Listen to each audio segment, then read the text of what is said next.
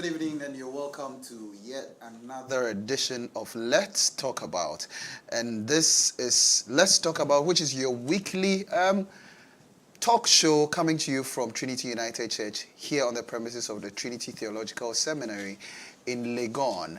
And on Let's Talk About, we talk about all the things that concerns a Christian, how he situates within the world, and how he is expected to live his or her life. And so this evening, we are talking about the Christian and integrity, both in the workplace or in business. And so this evening, that is what we are talking about. A lot of the times, people have decided to separate their Christian lives from their work or business lives. Is this practicable as Christians? Is that what we are expected to do? Today, we are going to have a conversation around that.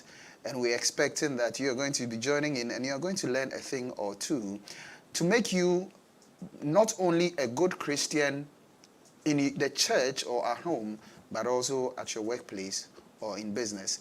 My name is Benjamin Ofeado, and I'm happy to be moderating this conversation. And I'm glad to introduce to you a man who is going to be our guest this evening, a man in whom, as God said about Jesus, I am very well pleased.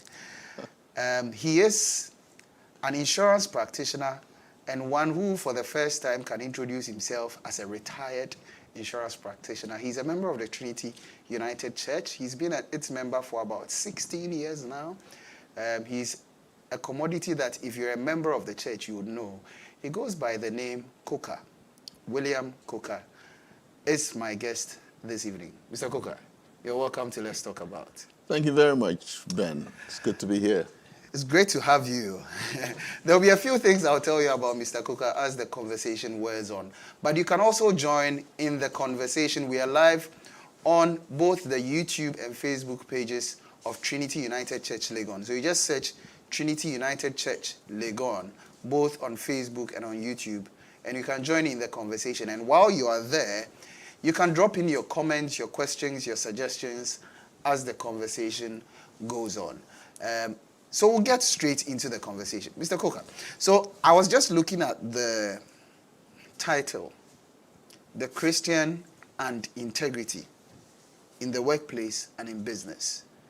When we talk about integrity, what is integrity? Thank you, Ben. You know, in my opinion, I know this program is an hour-long program. Well, we can finish the program in 2 minutes. Just by my first response. Okay. Everything else, once you can situate it in that, what I'm going to say, the matter is solved.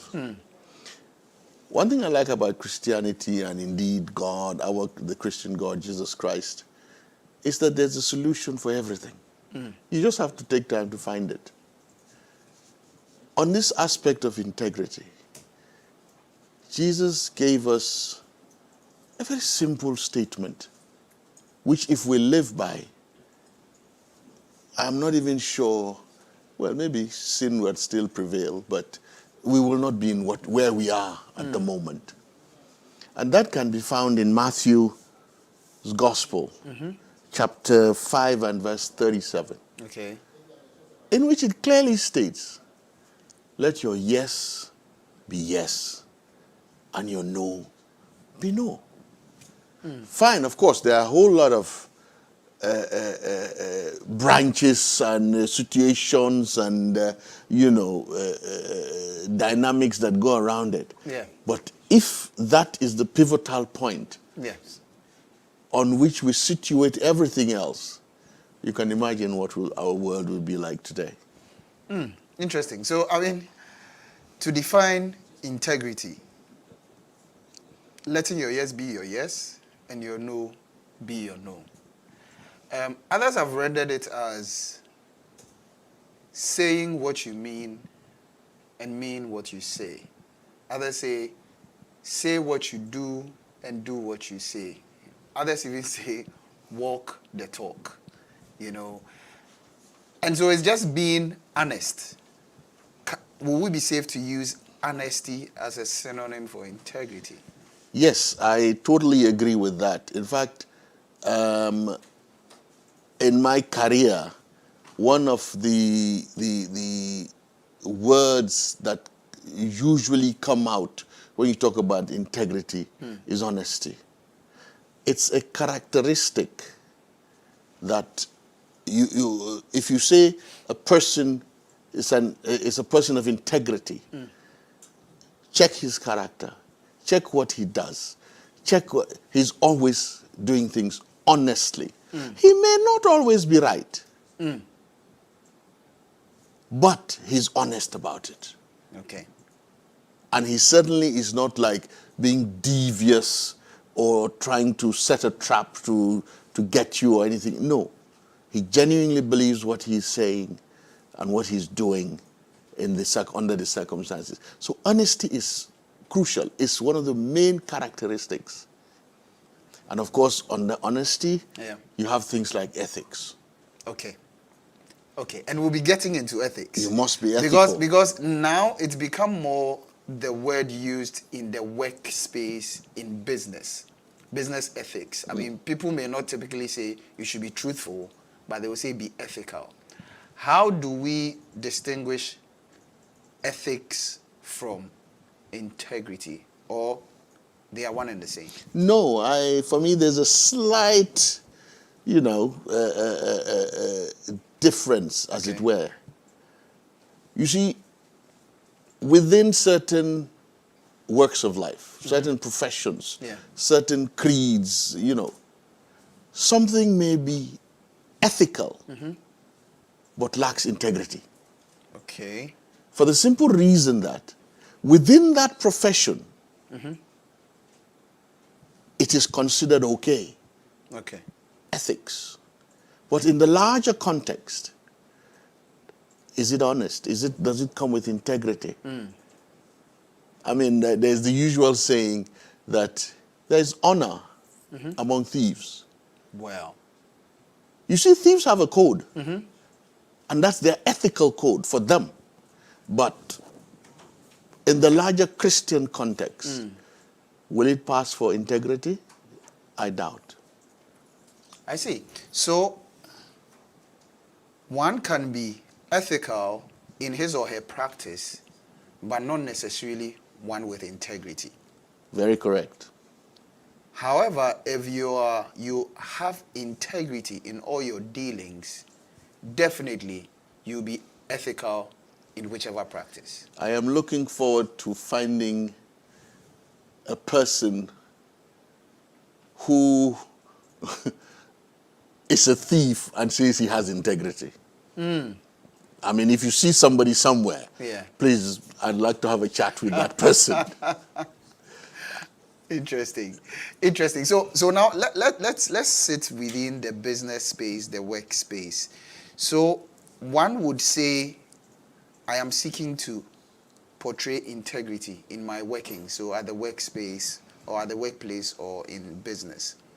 How does one practically get to do this? Because, there's a saying that all is fair in war and love. And others would even say that so long as the outcome is income, then they are game. Because a lot of organizations, the orientation or the essence of their being is to be profitable. So to the extent that they are becoming profitable, the end, they say, justifies the means. How does one practically situate integrity in such a context? Exactly my point about ethics and integrity. I mean, I'll take insurance as an example. Yeah. I mean, there are certain people, for example, salesmen, saleswomen. Yeah. They will come and give you flowery stories about their product. That's the way they're trained to do it. But are they honest? I mean, people would come, insurance claims, especially in our part of town. Yeah. Oh, please, we'll do this for you. Go and come tomorrow. You come tomorrow. Your yes is not your yes. because it's what you are supposed to have done, you didn't do. And you push the person in and out, and in an indirect manner, you're sending a message to the person that, hey, you know the car needs to be fuel. Oh. Is that integrity? Is that honesty? You want to be very wary of such people calling themselves. And I mean, just for the benefit of those who didn't catch what you just said, the car needs to be fueled. They want to be induced. Of course. And that is one way in just by delaying you. And as such, that is one of the things that our God tells us to avoid. Because that cannot be an honest way of living your Christian life. Certainly not. Certainly not. But you see, in certain workplaces, this example you cite, for instance, has been normalized, where it is more the norm as opposed to the exception. To the point that even for those who are coming to seek a service, have it as an expectation. I mean, just yesterday we heard the Minister for Foreign Affairs, ranting about how the passport office has become a den of extortionists. So in certain spaces, when you find yourself working in a place like that, your top hierarchy is doing it. Your peers are doing that. Your subordinates are doing that. And when you decide to stand out not to do that, you are looked upon with mistrust. How does a Christian practically still maintain his or her integrity in such a space? Ben, that's a difficult situation. I'm not going to mince words about that. For any human being, it's a difficult one. Look, it's unfortunate we find ourselves in the situation we found ourselves with the minister ranting. And I dare say she probably was justified. I don't know the details. But as a Christian, I am of the opinion that standing out may reward you later. You may not have the reward right now, but you must stand. You see, one of the aspects of this whole business of integrity is that you must be principled. You must have a set of principles that you live by and stand by those principles. Now, the saying is that if you don't stand for something, you fall for everything. You fall for any and everything. So once you have that principle, it may be difficult. I mean, in such situations, try and find a way of moving away from where the heat of the kitchen, where the so-called extortion and all is happening. I mean, there's various departments in that organization. No, but you see, Mr. Coker, again, and let's be as practical about this as possible. You know, in recent times, I mean, the rate of unemployment is quite high. So even getting into a job, it takes a lot of grace. Of course. Now you get into a role and you're saying that you are not going to play ball. And that is, you playing ball is what is even going to determine your longevity in that place. But then you are saying, okay, now you look for a different department. I mean, already there isn't space. How do you maneuver in such a situation? Well, you see, the expectation is that you would be induced. You expect to be induced. I can tell you one thing.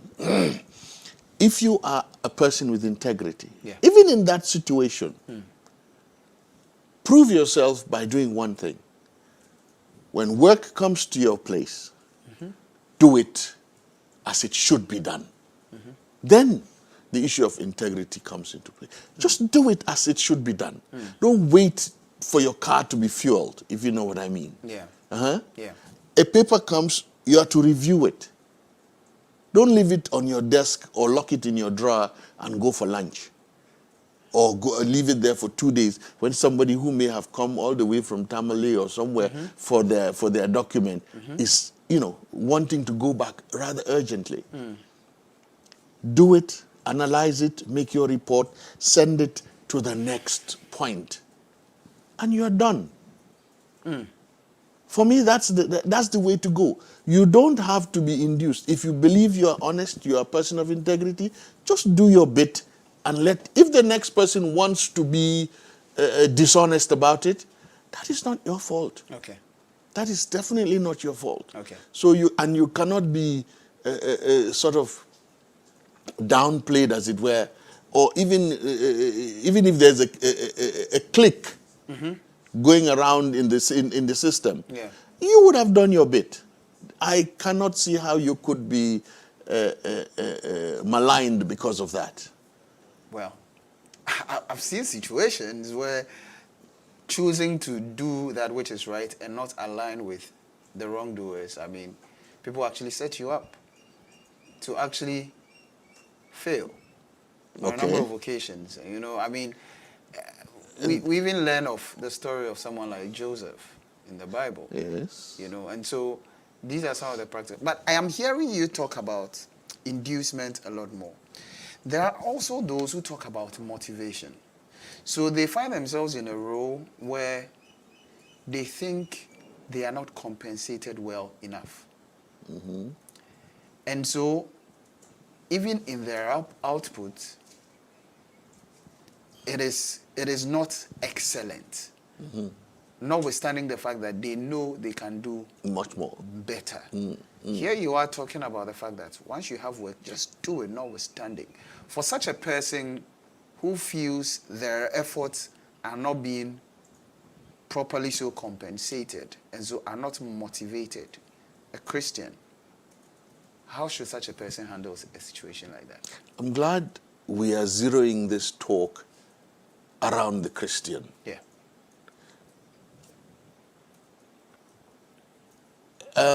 Ben, living the Christian life is not exactly the easiest. It is not.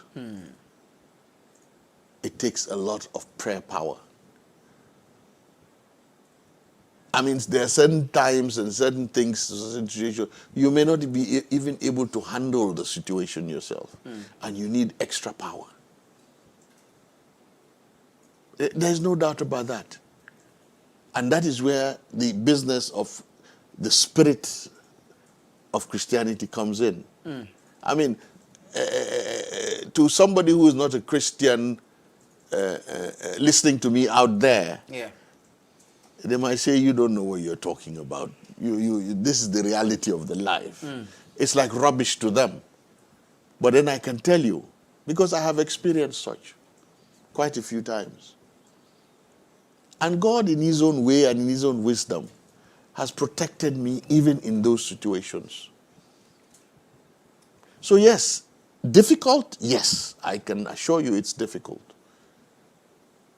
But so I'm very skewed toward the solutions for such a person. So what would you tell such a person for him or her to do or not to do to be able to still be excellent? Like the Bible describes someone like Daniel. He was one of an excellent spirit, and it was manifest in the works that he did, notwithstanding whatever arsenals which were being pressure was put being brought against him. How does one practically do that? Live like someone like Daniel?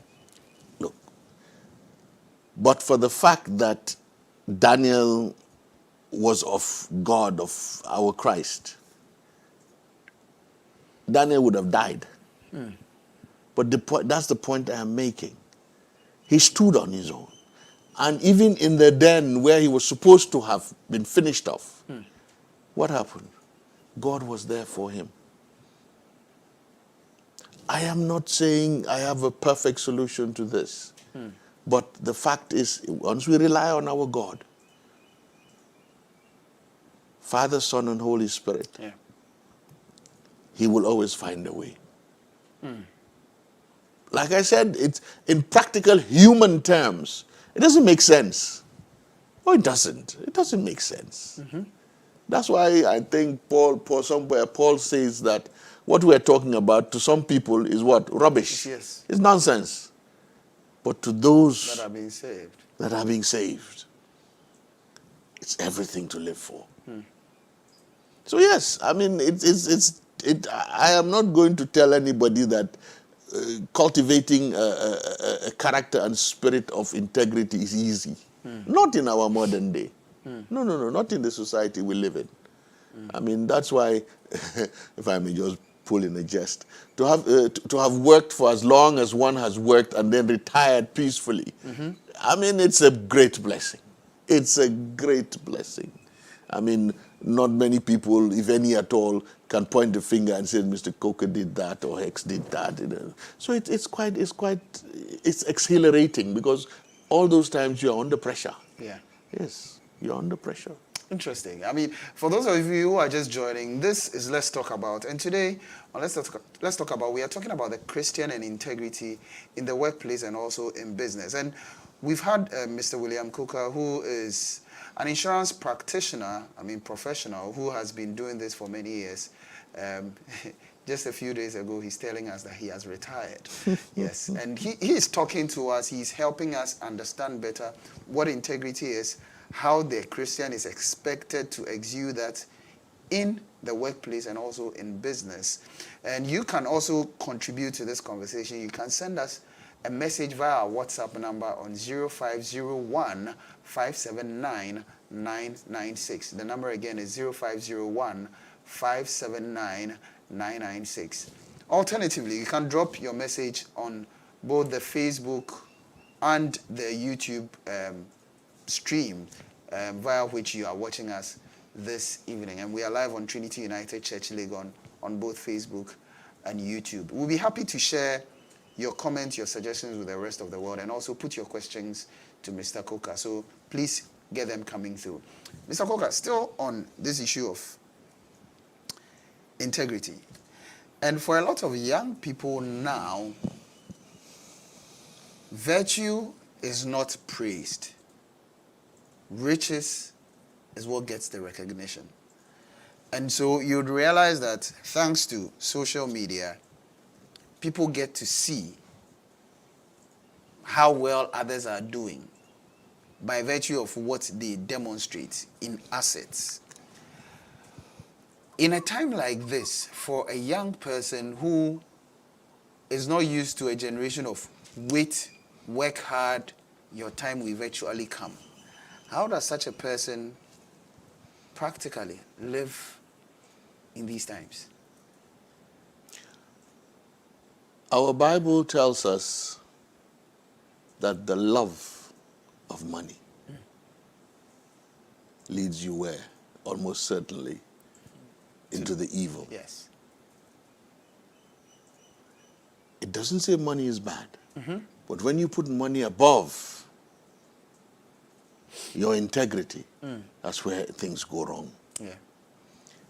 Secondly, the Bible also tells us that a good name is way better than riches. Yeah, of course. Who wants to say, oh, XYZ is a good guy?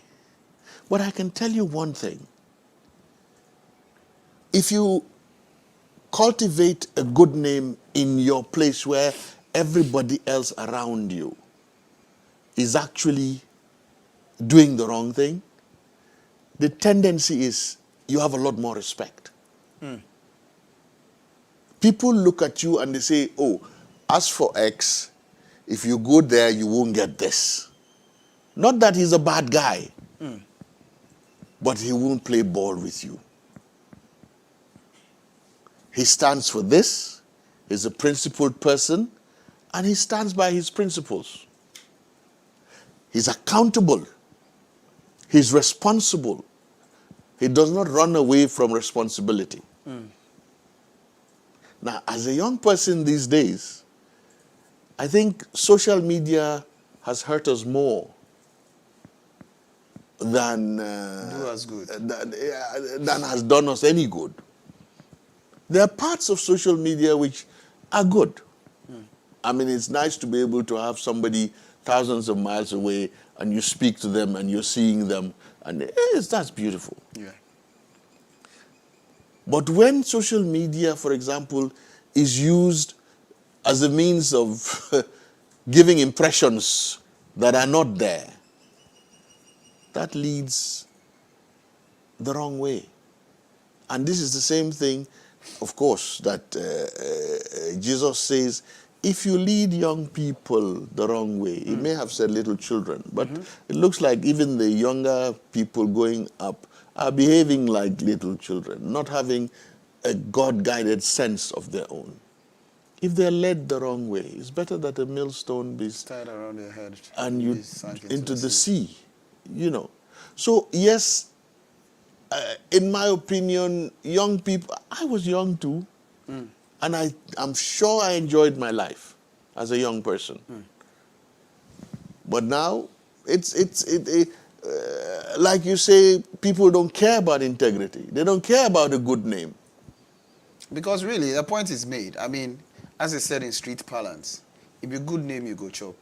Because if you're not having what it takes to fend for yourself and the people who depend on you, I mean, what does a good name mean to you? Well, I mean, what does it really do I can tell you one thing. And I go back to the very first statement I made. Yeah. Let your yes be yes. If, for example, you're a businessman, you're supposed to deliver. If you deliver on a contract A, Yeah. what is the tendency for contract B to come to you? It's pretty high. But if your yes is not your yes, you don't deliver. And then when you are being asked, or you don't even come back to the person to explain issues, you are being arrogant about everything. The tendency is you don't get second chances. And how has that helped you? It hasn't. And interestingly, again, on this issue of integrity and you having money as opposed to you having a good name, there's a whole practice of public relations, PR, where people with money can actually acquire a good name by paying for it. And so what really is the motivation for one to live a life of integrity, which may deprive them of certain immediate gratifications, when they can actually go that tangent, get those gratifications, and use that to clean up their acts? The end result. Ben, where are we all going to? Whether we like it or not, whether we believe in Jesus or not, whether we have a good name or riches or whatever, at some point, where do we stand? The judgment, in front of the judgment seat. And of course, you'll be asked, what did you do? You will be asked that question. Interesting. We'll be going for a quick break, right? And this is Let's Talk About. We are talking about the Christian and integrity in the workplace and in business. And when we're back, we'll be talking about strategy. Businesses spend time to plan, to strategize how to win in the market. And sometimes, some of these strategies come with actually devising to hurt others in the market. And we'll talk about pricing for traders. People add all kinds of markups to their costs just so that they can make all kinds of profit. How should a Christian approach this? All of this when we're back from this short break. With the growing challenges of life in light of both global and domestic development, the Christian is faced with the difficult task of balancing survival within a secular system and at the same time living a Christian life that pleases their Maker. It is for this reason that we need to have frank conversations on the many issues of life through the Christian lens. So, we bring to you Let's Talk About. On Let's Talk About, we talk about health, career, dating, marriage, family, divorce, politics, finance, and all the issues of life that the Christian is confronted with on a daily basis. Join us this and every Wednesday on the YouTube and Facebook pages of Trinity United Church Legon, and let's talk about life as Christians. With the growing challenges of life in light of both global and domestic development, the Christian is faced with the difficult task of balancing survival within a secular system and at the same time living a Christian life that pleases their Maker. It is for this reason that we need to have frank conversations on the many issues of life through the Christian lens. So, we bring to you Let's Talk About.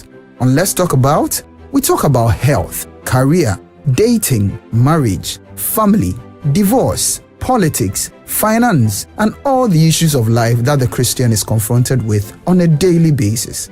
Join us this and every Wednesday on the YouTube and Facebook pages of Trinity United Church Legon, and let's talk about life as Christians. With the growing challenges of life in light of both global and domestic development, the Christian is faced with the difficult task of balancing survival within a secular system and at the same time living a Christian life that pleases their Maker. It is for this reason that we need to have frank conversations on the many issues of life through the Christian lens. So, we bring to you Let's Talk About. On Let's Talk About, we talk about health, career, dating, marriage, family, divorce, politics, finance, and all the issues of life that the Christian is confronted with on a daily basis. Join us this and every Wednesday on the YouTube and Facebook pages of Trinity United Church Legon, and let's talk about life as Christians. You're welcome back. This is Let's Talk About It. We're coming to you live from Trinity United Church Legon. We're on the premises of Trinity Theological Seminary here at Legon. And on Let's Talk About, we talk about all the things that affects the Christian, how the Christian lives his life in this world.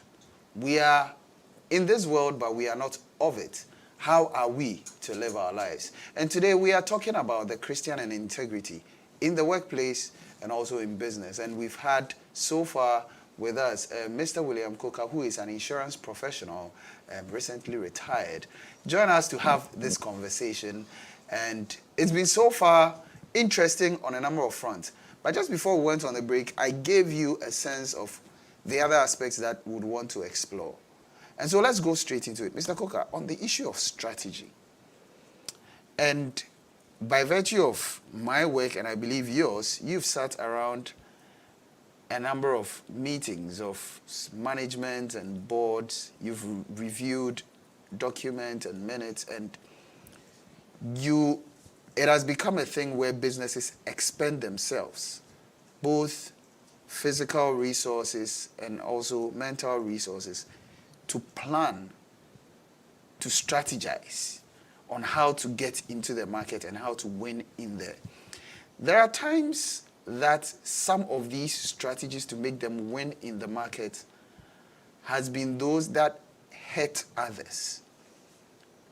How should a Christian's approach be around that board table, around that management table, around that marketing strategy table? What is supposed to be the Christian's approach? For me, again, if we're dealing with a Christian in business, there are many examples of successful businessmen, very successful businessmen, who have premised their business and the way they strategize on Christian principles. Oh yes, there are. Believe me, there are. I mean, they just don't go about touting it all over the place, telling people that this is how we do it. I mean, do you know that there are certain businesses, commercially run businesses that tithe? Well, yeah. They do. There are private-owned companies that tithe. Yeah. I mean, you go and tell that to the next guy down the road, he will say, you're nuts. Yeah, I know certain businesses who, for instance, for all their revenues, they set 10% off for the foundation, for CSR Something, so whatever. Yeah. But the fact is, they are doing things in a manner that, will not be detrimental to others, to somebody else. Yeah. If they do something which is detrimental to somebody else, a Christian, not good, a Christian person will take responsibility. Okay. That is integrity. A person who wants to do business can do business with integrity. Strategizing, who makes strategies? It's human beings. Yeah. Now, human beings, there is no integrity in business per se. The integrity is in the person running the business. Okay. I mean, a standalone business cannot decide what it wants to do. Okay? But it's the person who controls that money. Is he going to live by the principle of live and let die? Anything in my way, I chop down? You get to a point where chopping is no longer interesting for you. And the repercussions start getting to you. As a person, maybe your business will survive, but as a person, because like I said, integrity is not an inanimate issue. It's a person thing. Yeah. So, and I want to pick on two things that you've spoken about. The fact that, I mean, strategy is by humans, all right? And also the fact that even if a person of integrity, even if they hurt another in business, they take responsibility. Well, there are certain businesses run by humans that would know very well that this action that I'm going to be taking won't be that of integrity. It's going to be hurting a number of people. However, I'll go ahead and do it, hurt them. The compensation that I'll pay, taking responsibility, is not commensurate with the gains that I'll make, hurting them going ahead. So ab initio, they decide that I'll go ahead and hurt them. When it comes up, I'll take responsibility. I'll pay pittance. What is supposed to be the Christian's approach to some of these things? Because really, he has taken responsibility. Granted. But was it an honest move in the first place? Yes, I agree. Those things, I mean, you see those things, like you say, the gains outweigh the costs, Yes. as it were. Yeah. I mean, it's very human to think like that if you are driven that way. You see, the hard part is that when you don't own the business and you're working for somebody, Yeah. and he tells you X, Y, Z, that's the hard part. And that is where one has to pray that God guides and protects you from such situations. It's like I said, I will continue to say it. It's not as easy as I am saying it. Yeah. No, the issue of integrity is not having being a person of good character, Yeah. having a good name. It's not as easy as I am saying it, I must confess. I mean, dealing with human beings is not easy. It's not easy. But you need to be strong. You need to be principled. You need to stand for something. And the hope is that that something is Christ crucified for us. Interesting. And even talk about strategy. And when you go to the various business schools and various institutions, when they are teaching strategy, I mean, one of the reference books, for instance, is The Secret Art of War. And so even in the teaching of strategy, likening it to war, there's definitely someone who is going to be hurt. And so even your very psyche is to win at the expense of another. Can the businessman who is Christian win in the market, not at the expense of others? He can win. The point is he may not optimize. What his peers are doing may be a bit higher than what he is doing. But he can still win. I confess, he He will make profits, but he will not make 100% profit because of his ethics, because of his principles. If they're Christian based, yes. Interesting. And since we are there, you know, there are a number of traders. I mean, right, you pick about 10 traders, you would have, if our census details are anything to go by, about 7 of them professing to be Christian.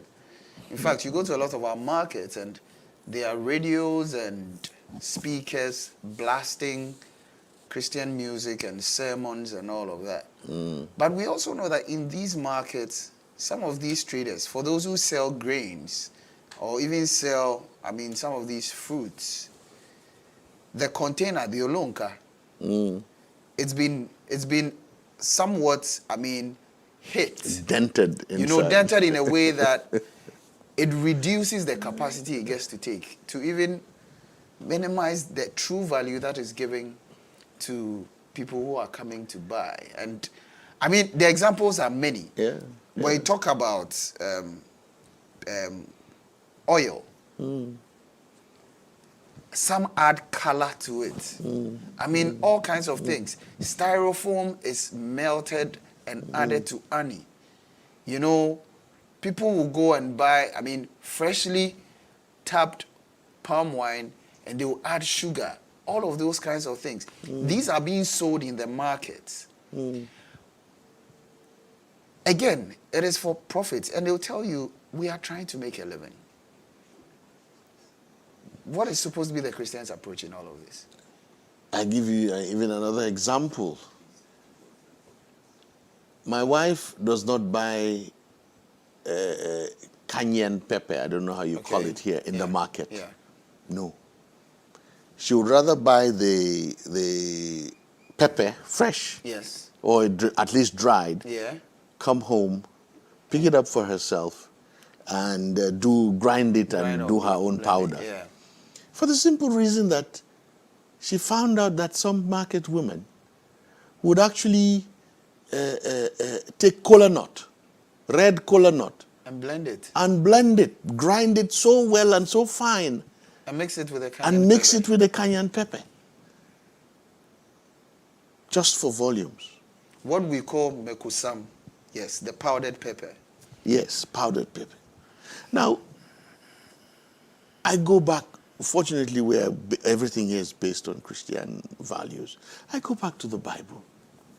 In one of the prophets, in books of the prophets, God speaks to us and says, those of you who do the scale, I'm not a theological student, so I may not exactly give you the line, the verse But and the you're a child line. of the man, so at least you understand it. Yes.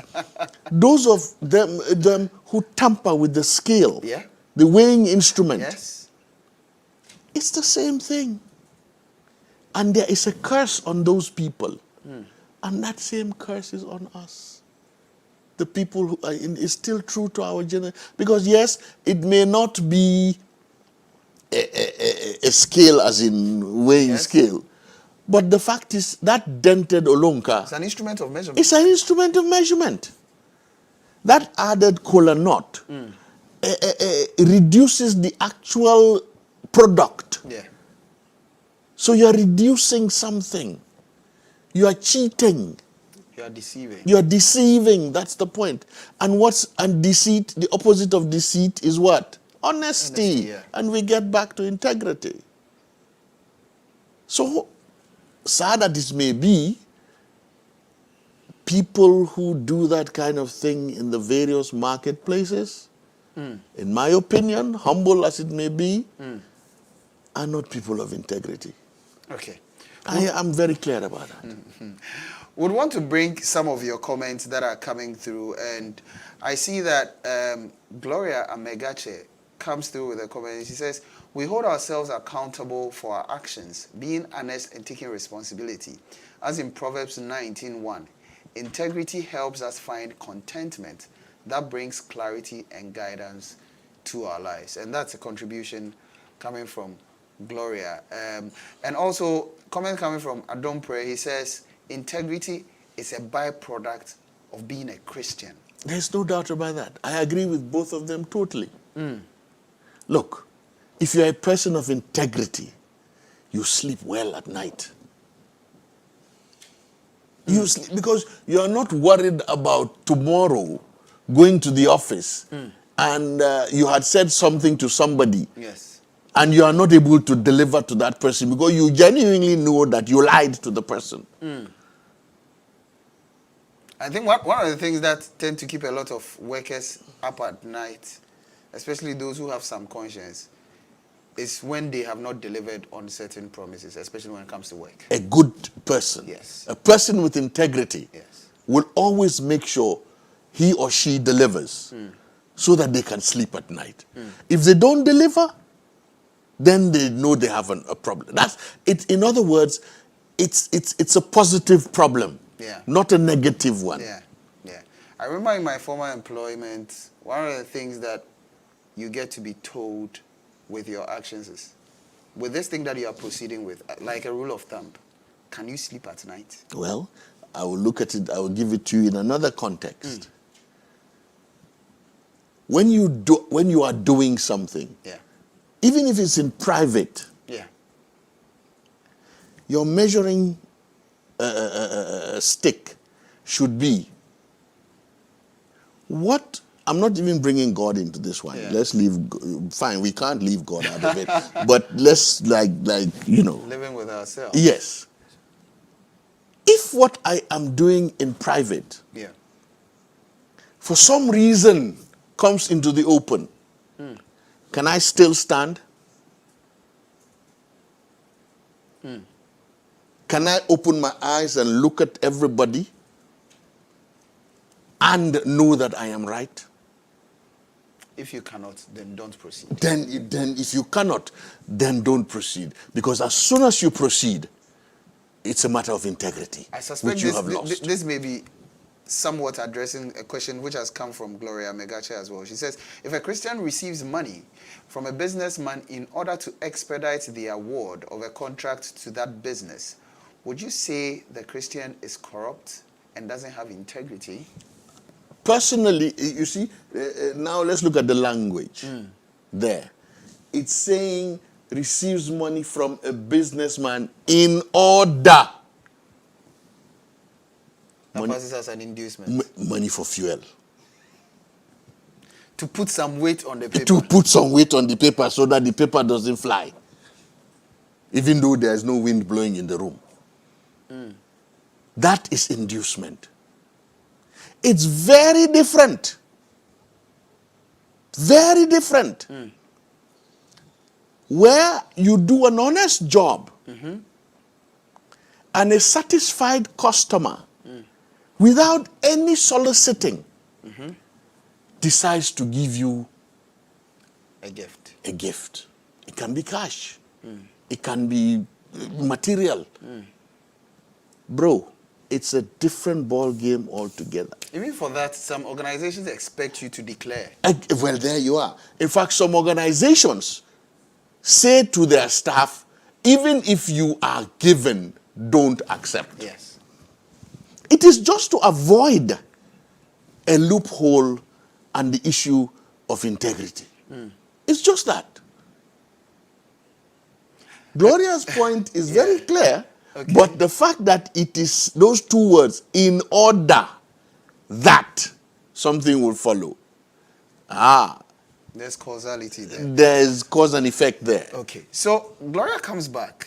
And thank you very much, Gloria, for contributing to today's conversation. And Gloria comes back and asks, does integrity mean always doing the right thing? Since doing the right thing is not necessarily moral or ethical. What is right? What is your yardstick for right?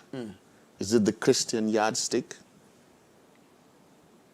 If it is, then yes, integrity means doing the right thing. Okay. Like I said, look, I said to you somewhere along the line, there's honor among thieves. There's honor among thieves. in a circle of thieves, Yeah. they have rules. And abiding by those rules, for them, it is right. But is it in the eyes of God? Well, and I was going to this one, but Ruth Redu comes through with a comment, and she says, Ben, where I find myself, especially when it gets to admissions and accommodation, it's not easy at all. You need to be strong, firm, and principled, as Mr. Coker said. And I come to you on the back of this comment. You are in church with a number of people, and by virtue of your work, you are at a place where you can potentially grant access to one person or the other. And you receive a call from, say, your minister in charge or a member of the church. I mean, in a lot of senses, it may be considered that such persons have a certain undue influence over you. To do something or to provide a space for one of their wards or a relation or someone who has approached them for assistance. But you know that in terms of qualification for a particular sport or service, others rise above such persons. How do you handle such a situation? For me, that's very easy, especially if it's coming from the Osofu. Because, first of all, Jesus has said that the Osofus will be held to a higher sense or standard of responsibility. So why would Osofu, if he's a genuine Christian, want to lead me into temptation? Point number one. Point number two, I have a friend who has a principle. He tells his children, hey, make sure when you are doing exam, you pass well. Because I'm not in the mood to be going to beg for places or for favors. Pass well, oh. I don't want trouble. I'm not going to be going to beg for it. So if somebody comes to me, look, let's tell the person in a very nice way, sorry, this is not possible. That is integrity. That is standing by your principle. I agree, it's tough. It's tough, and I know the influence, due or undue, that pastors and osofus, have on their people. You have to be strong. You have to be strong. It's not easy. Don't let anybody fool you that it's easy. Mr. Coker, I mean, this is said and it brings up a lot of things. For instance, you know that, I mean, currently here in Ghana, there are certain schools that people want their children to attend.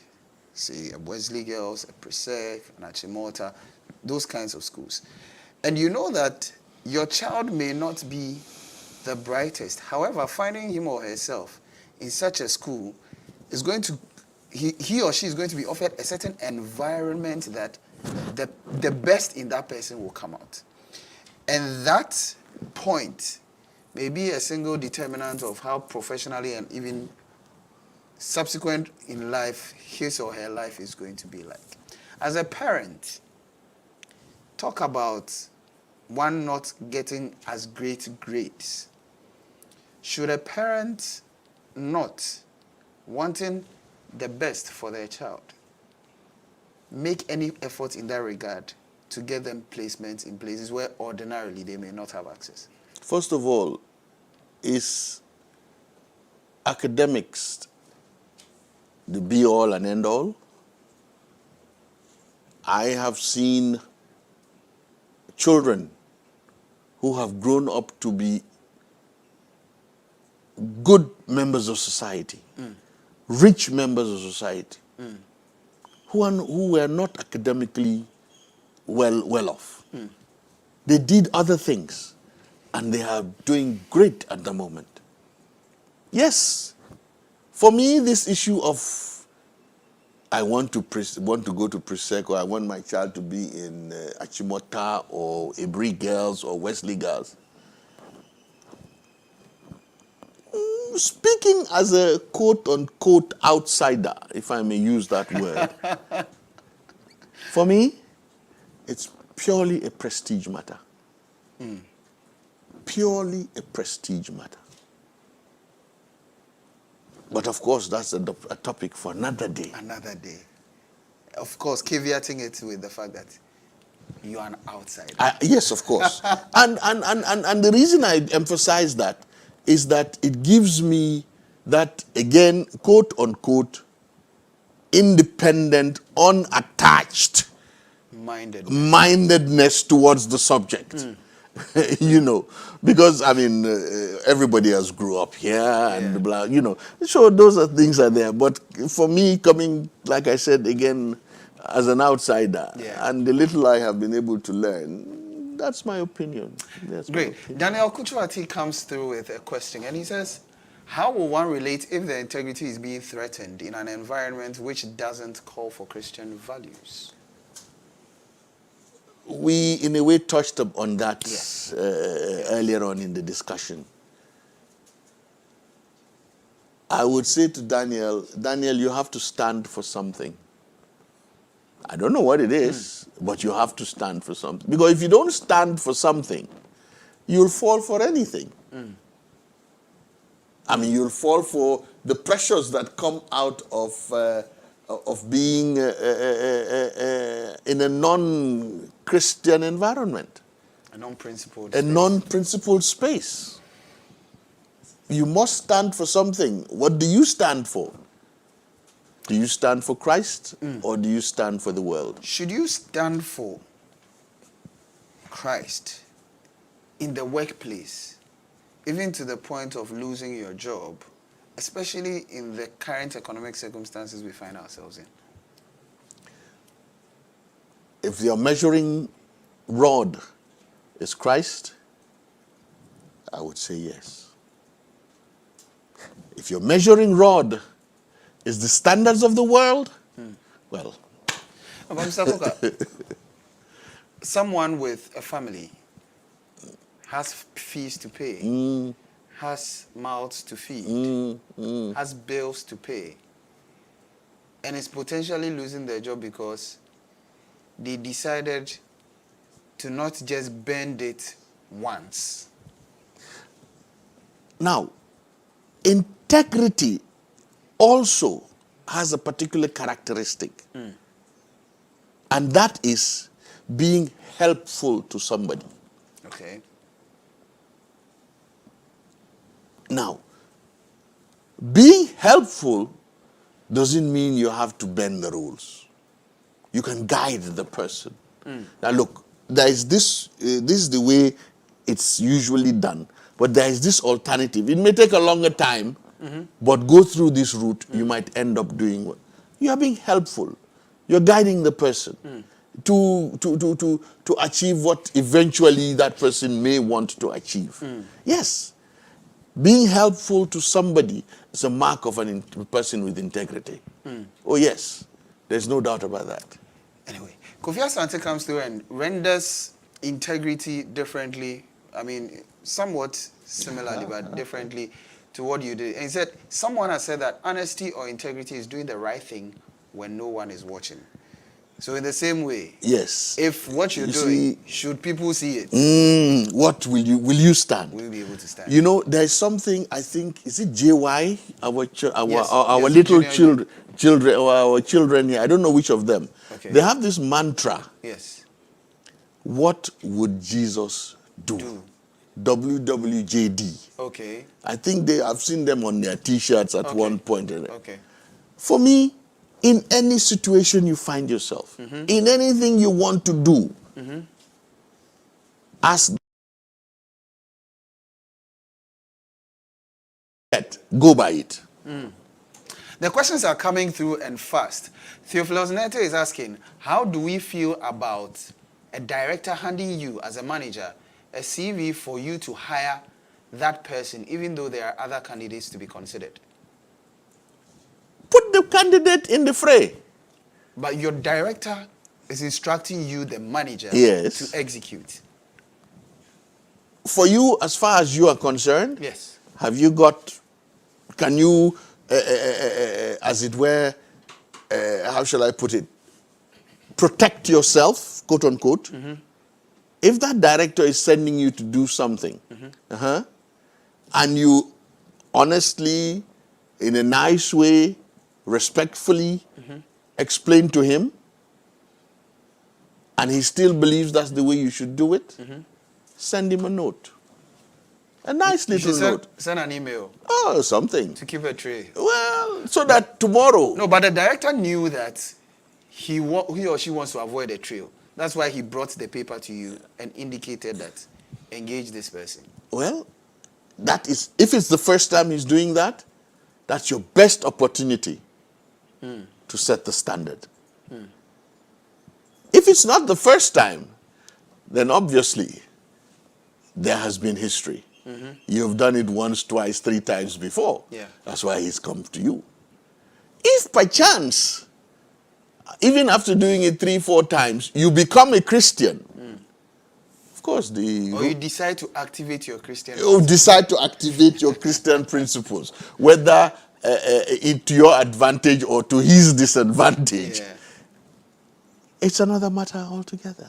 So you're saying that the manager should insist that this person be added to the pool and a proper recruitment process. That is my opinion, because that is what will stand the test of time and will prove you as a person of integrity. That sounds tough. Oh, very much. Very much. Because you see, Very much. on a daily, these are things that come to us in our workplaces. Yes, yes. Why you should hire someone who, relative to another, is not as qualified, doesn't have as much experience. However, this person knows somebody, and so you need to engage them. The practice of protocol admissions and employment, where quotas are dedicated for certain groups of people, notwithstanding the extent of qualification. And it goes even to the point of affirmative action in certain spaces. Well, I have my own ideas about affirmative action. That one, again, is another, it's a story for another day. Okay. Yes, I have my own ideas about that, and I feel pretty strongly about them. Okay. But then, the situation, as I've always said, is not an easy one. Okay. Let us not trivialize these situations. Human dynamics is a difficult thing to manage. Very difficult thing to manage. That is why, for me, the bottom line and the top line, for me, are all the same. Jesus the Christ. Okay. As a Christian. Let me ask this one finally as we wrap up the conversation. There are laws which are not necessarily grounded in integrity. Plenty. And a typical employee who signs on to be a staff of a company literally signs off and says, I shall do all in the utmost interest of this organization to the extent of upholding all its rules, regulations, laws, and all of that. In your execution as an employee, you realize that there are certain laws which are there, but gauging them with your Christian lens do not promote your integrity. How are you to navigate such a situation? First of all, I had mentioned what the little children, the mantra of the little children. What would Jesus do? WWDJ. The other thing which probably is for us adults is another Bible verse that says, all things are lawful, but not all things are expedient. In the light of that, do you want to use legalese or do you want to use Christian expediency? When the laws can be a premise for which you can be assessed to be insubordinate or non-aligned with the company's principles, and so could result in you losing your job. Losing your job. And then when the rubber meets the road, a decision has to be taken. What if that very thing, and it has happened a few times, quite a lot, not even a few times.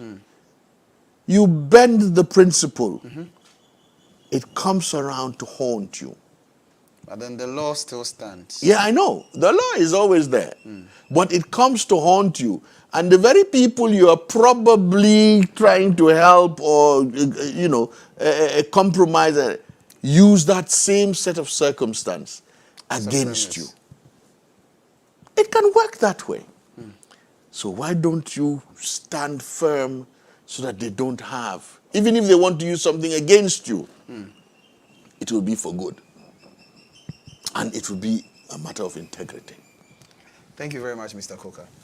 Thank you, sir. It's been a pleasure talking to you as always.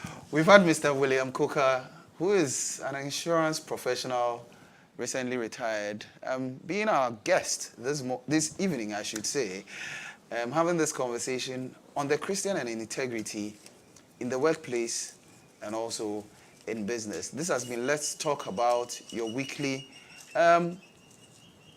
discussion program here, coming to you from the Trinity United Church on the premises of Trinity Theological Seminary here at Legon. And we are happy that you were able to join us this evening for company.